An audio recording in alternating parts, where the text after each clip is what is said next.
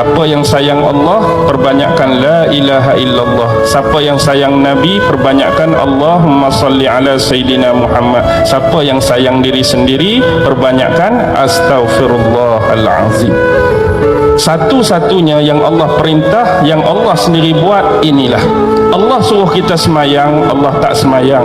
Allah suruh kita puasa, Allah tak puasa. Allah suruh kita zakat, Allah tak zakat. Allah suruh kita haji, Allah tak haji. Tapi ini Allah suruh kita selawat, Allah sendiri pun selawat. Sekali kita selawat, Allah selawat kat kita berapa kali? 10 kali kita selawat, 100 kali. 100 kali kita selawat, 1000 kali.